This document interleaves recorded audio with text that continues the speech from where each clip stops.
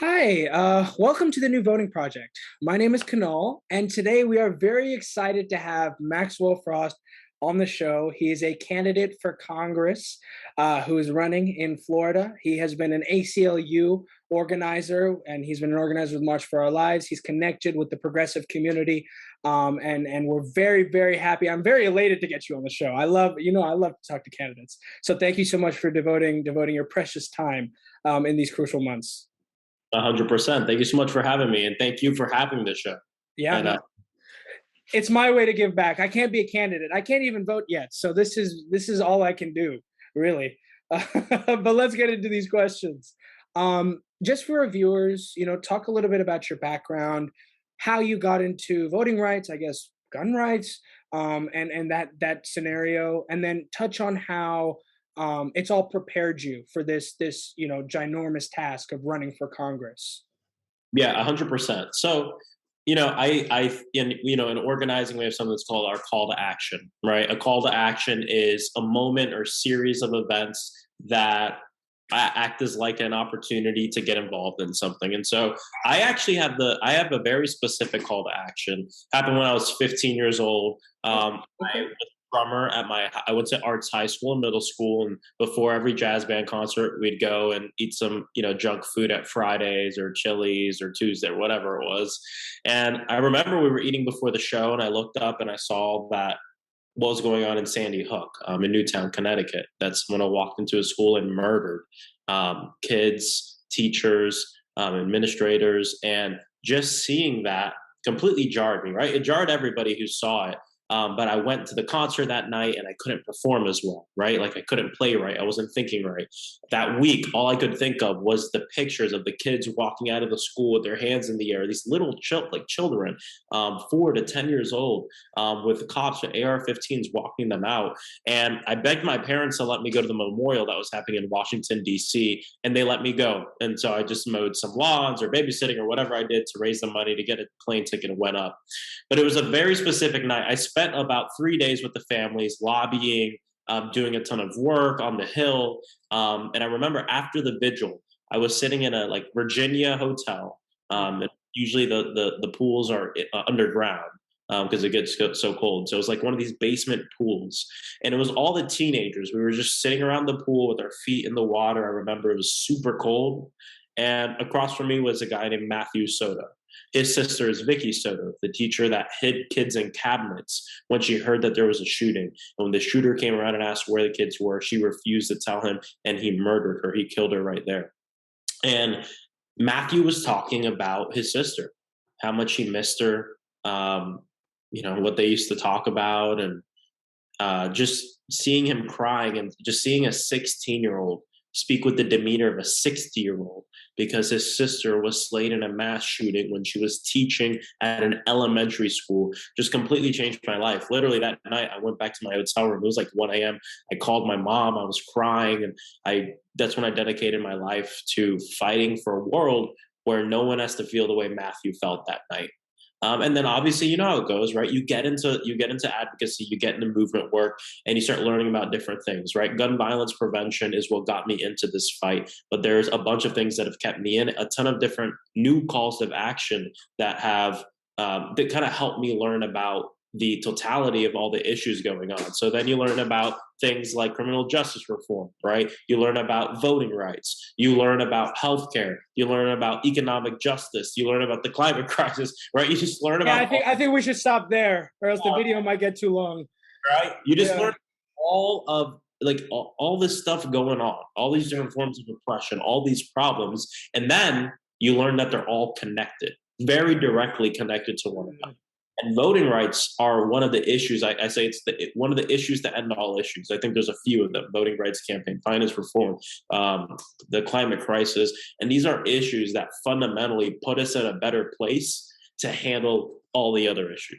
And No, so, this is music to my ears. I tell people, and wow, 15 years old. Shit, I didn't I didn't become activated. I was activated post 2016 Trump. A lot of folks were my age. We started paying attention. We learned what the news was. It wasn't about that middle school drama anymore. It was about high stakes Trumpism. But yeah, wow, that's damn. No, I mean, I do remember we have standard procedures now to handle shooters on campus. At my school specifically, there's just a phrase that's just going to be said over the loudspeaker, a very generic phrase like "Please park your car" or something like that, and everybody goes into lockdown mode. That's the kind of situation we're in now. I guess since 2015, Sandy Hook. But when it comes to voting rights, I'd have to agree with you. It is the fundamental issue that relates to all other issues, which makes it a very interesting and significant issue to target. Um, yeah, no disagreement here. That's pretty good stuff. No, you should run for Congress. Oh wait, you are. My bad. Um, and I guess my next question off of that is, you're an organizer, you're a movement builder, you like to build coalitions, right? Why enter the political sphere? Like you said, you spend a lot of your time in advocacy, but there's a lot of way to impact policy. Advocacy, running for office. You could, work on the Hill. You've seen that side, but why run for office? What power? What influence does that give you as a person who's seen it and tried to fix it? Yeah, definitely. Well, I think when I think about that question, this is something I thought a lot about when I was just, pondering on whether or not I wanted to do this or not. Was Mhm. just thinking back to my interactions with legislators, right, and elected officials. I've been lobbying since I was 15 years old, right? Like that time with the Sandy Hook, that was my first experience lobbying. I ended up going to the Florida State Legislature like multiple times in a month during high school to go lobby for safer gun laws. And what you recognize is the fact that there is um, no sincerity, right? There's no honesty, and there's a culture, a very toxic culture, set up where it makes people like you and I feel lucky when we get baby steps, right? When something little happens, it is the luckiest thing in the world. We feel so good, right? It's a huge celebration, which we should celebrate every single one of our wins. But that's what we're conditioned to believe, right? Like when I was young, that's what I was conditioned to. We got a meeting with Marco Rubio? Yes, right? Like got the meeting, right? We shouldn't be that ecstatic about getting a meeting with someone who's meant to represent us, especially when we're talking about an issue that kills 100 people a day.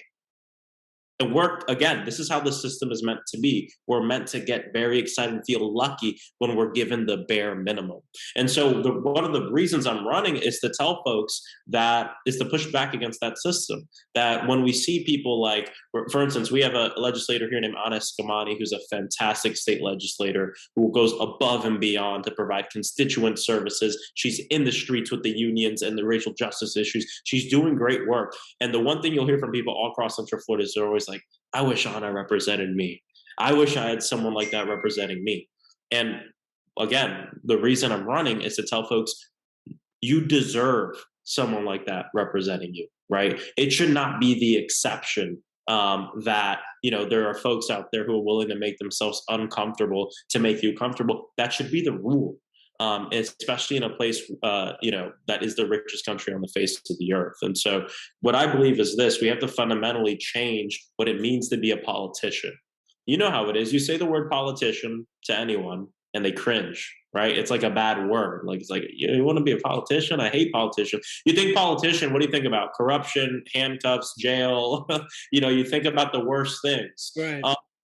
But if you really think deeply about that, that is one of the saddest things in the world because we're talking about the people meant to represent our best interests. And the first thing we think of is corruption, right? Is our bad things. And so this is something we need to change, right?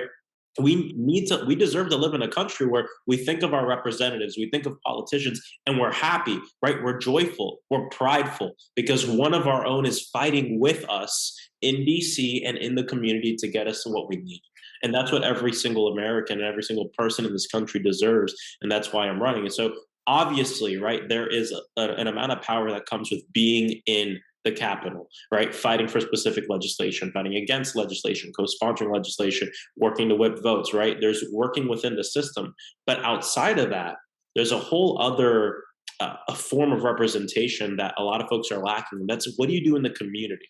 How are you showing up in the community? Are you showing up to the pickets with your unions, right? Are you showing up to march with folks who are marching against abortion bans and for abortion access? Are you going to city council meetings, town hall meetings, going to the state legislature as a member of Congress, using your political capital to help your constituents fight state and local battles? These are things that are considered taboo to a lot of members of Congress, to interfere with, like, a city councilor or anything like that. But again, we need folks who are fearless and who are going to go above and beyond what we're used to. And what are we used to? Members of Congress doing a town hall every now and then, if that, casting votes, and maybe every once in a while they give a passionate speech on the Hill and it makes it into a Now This video or something. That's pretty much like you're a member of Congress, right? And constituent services. And so part of this campaign is saying we demand more of our representatives. And, this is kind of like a part of part of this tradition of folks running for office who are going to be a part of that vanguard of people who give more to their constituents. Yeah. That whole unspoken toxic culture thing, that's so real. I remember, because at this point, you talk to everybody, you kind of lose sight of what the titles mean and more what you can get done. You know what I mean? So at one point it was like, oh, my mayor responded to me. Oh, my board of supervisor responded to me. Oh, my congressman is having an event here. Let's go. And now that you've reached a certain, like, I'm sure you have in Central Florida, you've reached a certain level where you're like, we're still not accomplishing what we need to. Folks are still in these streets. Labor unions are not being represented. Women's reproductive rights are being assaulted. Our voting rights are being killed in most states across the country. But it doesn't mean much unless it translates into something, right? So no, I definitely, but nobody talks about that. That's very weird you bring it up. Yeah, and we have to look at this, again, right? I come from movement building world, and like most of what I read, because I'm a nerd, is like movement books, about how folks have organized over the course of our humanity. And we have to see this as part of a grand, like a huge timeline of progress and, collective organizing for justice and equity for every single person in the world. And so my candidacy is a part of that tradition, right? And so is the work you're doing. So is the work that, Sunrise Movement's doing, every union is doing. It's part of that tradition of excellence, tradition of fighting for the most vulnerable people. And so when you look at it that way, you also recognize that electing the first member of Generation Z to Congress in Florida, which is a state that a lot of people count out. A lot of folks count us out. I'm not counting you out. Trust me. You are, right? You better not. I'm not counting Florida out. Trust me. Yeah, even though we're a state that some of the most progressive movements have come from here, Dream Defenders, March for Our Lives. But either way, getting these wins are part of expanding that tradition and inspiring folks to be a part of it, and will hopefully result in more people stepping up and saying, you know what, we should expect this from our legislators, and I'm not going to support anyone that that doesn't. Right. Well, let me circle back. Let's talk last year, 2020. Right. Like you said, what do you conjure up when you hear the word politician? I want to know what you conjure up when I say the year 2020. Extremely tumultuous, pandemic, once in a century. Top to bottom on ballot initiatives and measures and candidates and presidential run and Georgia runoff. Tell me what was going through your head. Tell me what you thought of the electoral process, the voting fraud, I guess, fake news, whatever you want to call it, Trumpism, I guess is the term we're using nowadays. Yeah. What are your thoughts on the year 2020, the 2020 elections? Well, what a question. Yeah, I know, right? Gets everybody. Yeah. Well, at the time, I was working as the national organizing director at March for Our Lives, and we were focused on. I was focused on two things. Number one, in my capacity at March, we worked with a coalition of groups. So it was Sunrise, United We Dream, and the Dream Defenders. Okay. And our was let's make it so we have the highest youth voter turnout in the history of our country. That's all we were focused on. So literally, all 2020 was me sitting in virtual Zoom rooms with organizers and kind of young operatives from across the country and figure out how do we craft a plan that puts us in a position where we can strategically pinpoint young folks who are more likely go vote and people who are teetering on the edge, And how do we craft a message that's going to inspire them to go vote? Because if we're honest with ourselves, right, the candidate that the Democratic Party had elected with the nomination, President Biden, wasn't necessarily the most popular person amongst young folks, right? It's just something we knew. So what we were saying is, how can we energize folks to go vote for someone that they're not necessarily energized about, right? And so we crafted a message that focused on values, and also focused on a future, on like building a future with folks. So we did a lot of deep canvassing, which is where you engage in longer conversations with folks. And the essence of our scripts were speaking with people about the world they want to live in and building that with them over the phone or over text or over events. Then after we built that world, talking exactly how their vote in this election puts us a step closer to it. And that's really it. That's what we did. There's a lot of folks who engage in a lot of shaming of young people, right? Go, if you don't vote, you want Trump. If you don't vote, you hate people or whatever. And I don't know about you, but being guilted into stuff does not push me to do anything. And this is the difference between mobilizing voters and educating voters. You mobilize someone to go vote, you knock on the door, you say, go vote for Maxwell Frost. We'll see you in 2 years. Okay. But when you educate someone to vote, when you engage in meaningful conversation with them and you inspire conviction in them that changes their life forever, not only will they go vote, but they're going to ask you what the next thing is. And that's what it's about. It's getting people to a place where they're always going to ask, what's next? What's next in this fight? And so either way, that's really what I was focusing on last year, is figuring out how can we get young folks to go vote and then ask what's next. Because what happened is we had the highest youth voter turnout in the history of our country. I'm not saying I just did that. A bunch of 55% of young people went and voted this past cycle. And then we had tens of thousands of them hit us back up and say, what's next? And then we had Eyes on Georgia. We were able to get out millions and millions of calls and texts amongst all of our organizations to get young folks voting in Georgia as well. So that's really what I'm always thinking about, is how can we get people to do what we need them to do, but then ask what's next, because there's a lot that needs to be done. Yeah, I like that strategy. One thing I always tell when I went out canvassing, God, it's been a quick minute, but it's tell them your story. The story similar to that call to action. It's what is inspiring you can help inspire somebody else. And that story, because everybody knows the Medicare for all, we're fighting for climate change. We all know the buzzwords that'll get people to listen. But if you want somebody's real, genuine curiosity and attention, I always tell them it's better you tell them where you're coming from, Yeah. so that they can spread that. And I think we were quite successful in 2020, in terms of getting President Joe Biden elected and the two senators from Georgia. But it's not over yet, because I'm worried about the 2022 midterms, and I'm also worried about your election. So there's still plenty to be done. Worried we're gonna win this. Exactly. I'm worried about a lot of things, including high school. But we'll talk about that another time. Yeah, and there's a lot to be worried about, right? I mean, we're thinking about everything going on in this country right now, especially as a young person in this country, the crushing debt that our peers and that just our generation, that we're experiencing. The fact that people are saying it's because we live beyond our means, but we know it's not because we live beyond our means. It's because we've been denied the means to live. There's a lot going on, a lot to be worried about. But something I've always told my organizers, and that I always try to keep to ground myself in this fight, is it's okay to have that righteous anger, because there's a lot to be pissed off about.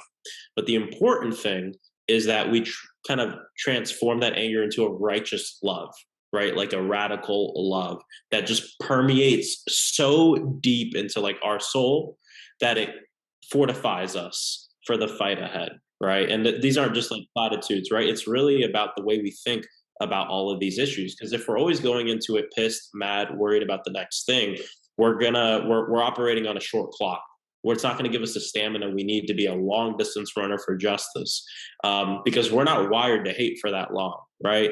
Hating takes a lot of energy out of us as human beings, but loving is a lot different. When you love someone, you want them to have clean water. You want them to have health care. You want them to have everything they need in life to live their best lives with their family and the people that they love. And so this is always something I'm constantly thinking about, no matter how mad I get. I mean, and this is something I thought, last summer out on the protest, I was beat, maced, jailed, thrown into what they call a timeout unit with 4 other people with no masks in the height of COVID. And I had that time to reflect on the love I had for the other people in the cells next to me. And that's what gave me the fortification I needed to get up the next morning, go get some breakfast at IHOP, and then go right back to protesting. That's something I'm always trying to tell folks, and it's not it's not no hype preach or anything like that. This is like the tradition of the people I come from, who have been oppressed for over 400 years, yet have taught the world so much about love. And I'm talking about Black folks, and so this is something I'm always trying to like fortify myself in, because I'm lucky to come from a tradition of folks who have been doing this for a long time.